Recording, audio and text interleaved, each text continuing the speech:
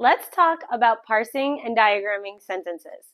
So maybe it's your first tour, or maybe you just need a refresher, or maybe you're like me and you're a mama who's trying to help your student who never learned how to diagram sentences.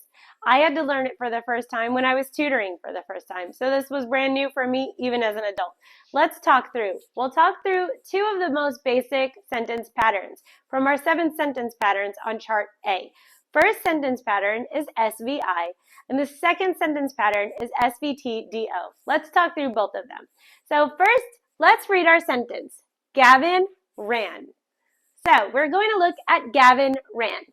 First, we're going to do a few things. We're going to make sure our sentence starts with a capital letter and ends with an end mark. Does it make complete sense? Is our spelling correct? Our capitalization? Good. Now, let's start asking some questions to identify our parts of speech. First, who or what ran? Who is our sentence about? Our sentence is about Gavin. Gavin ran. So we're going to label Gavin as our subject. Now we will ask ourselves, is Gavin a noun or a pronoun? Gavin is a noun. If you have more advanced students, you can go on to the attributes of Gavin. You can name Gavin as a proper noun. Gender, you can identify it as male because Gavin is a boy. So now let's look at our verb and identify our verb. What is being said about Gavin? Gavin ran. So ran is our verb. In this case, we don't have any other words in our sentence to parse. So if we don't have any words, naturally, our verb is intransitive. There's nothing after our verb receiving action or renaming our subject or anything. We just have a basic SVI pattern. Now, when we diagram SVI, we look at chart A to check how the pattern is diagrammed. In this case, we start with a long line and our vertical line splits through the baseline. Our subject always goes on the left side of that line, on the vertical line, and our verb always goes on the right side. So in this case, we're going to write Gavin ran. Remember, our capitalization will always stay the same. However we find capitalization in our original sentence is how we have to find it on our diagram as well. Also, we never include punctuation on our diagram. So you don't need to include your period, your exclamation mark, or your question mark in the sentences that you're diagramming. Let's look at another pattern. This one is Tessa sang. So again, let's ask ourselves some questions. Who or what sang? Who is our sentence about? Tessa. Tessa sang.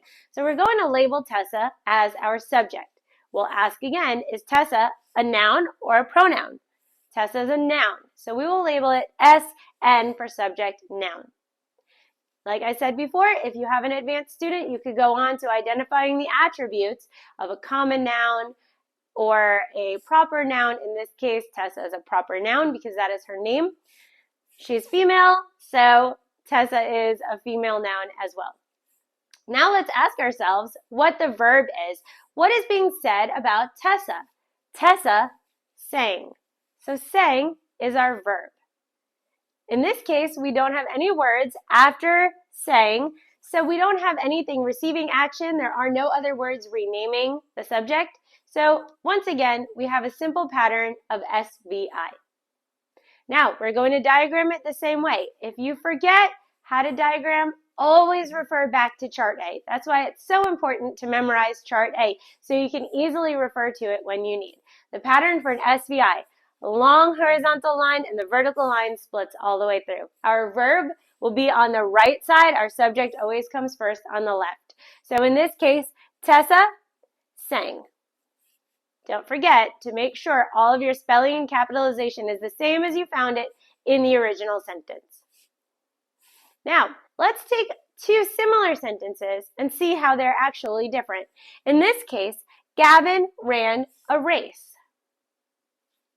Who or what is our sentence about? Who or what ran a race? Gavin. Once again, Gavin is our subject. Is it a noun or a pronoun? Noun. Gavin is our subject, noun. So, what is being said about Gavin? Gavin ran. So far, it's exactly like our first sentence. Gavin ran. However, in this case, there's more words after Gavin ran. Gavin ran a race. Now, let's look at race. Gavin ran whom or what? Gavin ran race. Does race receive action from ran? It does. In this case, that makes ran a verb transitive. And race will become our direct object as it receives action from our transitive verb. A is an article adjective. A, and the are article adjectives. Whenever you see them, you can simply label them AJ for adjective. Now, let's look at chart A one more time to figure out the sentence pattern for diagramming for SVTDO. Once again, we start with the long line, the horizontal line. Our vertical bar cuts through the middle to separate our subject and our verb. Now, in this case, we also have a direct object.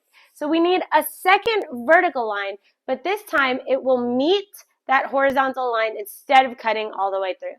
So we will have Gavin ran race. Where does A go? A is an adjective, which means we will diagram it on a diagonal line. But which word does A give more information about? In this case, it's race. Which race did Gavin run? Gavin ran a race. So that A is giving more information. It is modifying race. So we'll draw a diagonal line and put A on that line. Let's do one more. Tessa sang a song. Just like our second sentence, Tessa sang, but in this case, Tessa sang a song. Let's start with our question confirmation. Who or what sang a song? Who or what is our sentence about? Tessa. What is being said? Oh, Tessa is our subject. Is Tessa a noun or a pronoun? A noun. So we're going to label Tessa SN for subject noun. What is being said about Tessa? Tessa sang. Sang is our verb. But we have more words after sang this time, unlike we did the first time. Tessa sang a song. So Tessa sang whom or what? Tessa sang song. Does song receive action from sang? It does. In this case, sang is a verb transitive, and song is our direct object. Now, once again, we have an article adjective, a. Tessa sang a song. So we're just going to label that AJ for adjective. Once again, if you don't remember how to diagram SVTDO, look at chart A and it will show you the pattern there.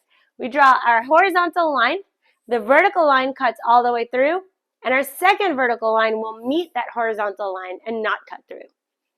First always comes our subject, Tessa, then our verb, sang, and then our direct object, sung.